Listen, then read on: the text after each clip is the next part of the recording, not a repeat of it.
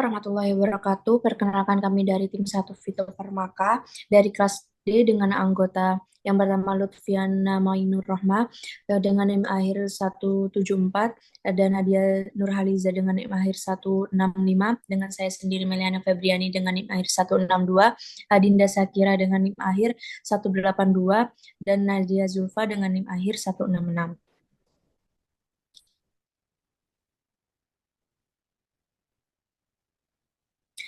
Pada kesempatan kali ini kami akan menyampaikan hasil diskusi kami, yaitu analisis FK dan FD.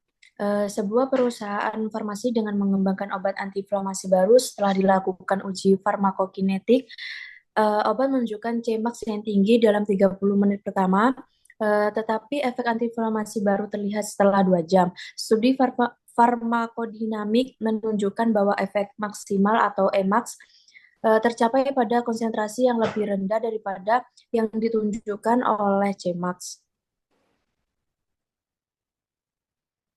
Untuk pertanyaan diskusi kali ini yaitu mengapa ada keterlambatan antara Cmax dan efek antiinflamasi yang muncul. Yang kedua, berdasarkan studi FK dan FVD, bagaimana cara menentukan dosis yang optimal untuk pengujian klinik. Dan yang terakhir, bagaimana hubungan FK dan VD dapat membantu dalam mengembangkan regimen dosis yang aman dan efektif. Diskusi yang pertama yaitu keterlambatan antara Cmax dan munculnya efek antiinflamasi dapat terjadi karena beberapa alasan. Yang pertama, distribusi obat ke jaringan target. Yang kedua, mekanisme aksi obat. Yang ketiga, pembentukan metabolit aktif.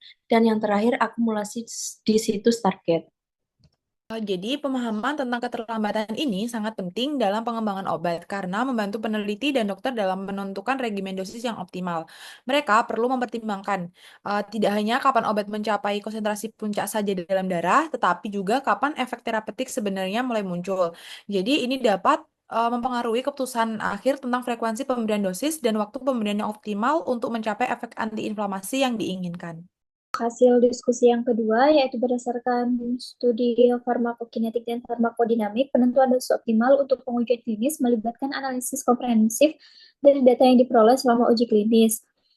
Intinya adalah yang pertama, analisis data farmakokinetik dengan mempelajari bagaimana tubuh memproses obat dengan proses absorpsi, distribusi, metabolisme, dan eliminasi, dan mengevaluasi parameter Cmax, Tmax, AUC, dan waktu paruh obat. Yang kedua, analisis data FD dengan menilai efek biologis obat pada tubuh dan mengukur parameter seperti EC50, Emax, potensi dan efikasi obat. Yang ketiga yaitu integrasi analisis farmakokinetik farmakodinamik dengan menghubungkan konsentrasi obat dalam tubuh dengan efek farmakologisnya dan memahami kinetika efek obat dari durasi aksinya. Yang keempat yaitu optimasi obat dan menentukan dosis yang memberikan efek terapeutik maksimal dengan toksisitas minimal dan mempertimbangkan faktor keamanan dan efektivitas.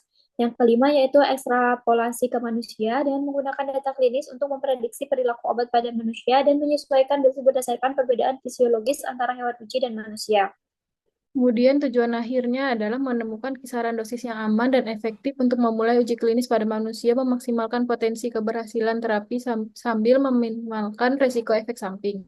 Untuk hasil diskusi yang ketiga, inti dari bagaimana hubungan farmakokinetik dan farmakodinamik ini membantu mengembangkan regimen dosis yang aman dan efektif, yaitu tentang optimasi efektivitas serta keamanan, kemudian yang kedua tentang penentuan interval dosis, yang ketiga tentang personalisasi pengobatan yang dapat memungkinkan penyesuaian dosis berdasarkan karakteristik pasien, yang keempat prediksi efek jangka panjang, dan yang kelima yaitu meminimalisasi efek samping dengan memahami hubungan antara konsentrasi obat dan efek terapeutik versus efek toksik.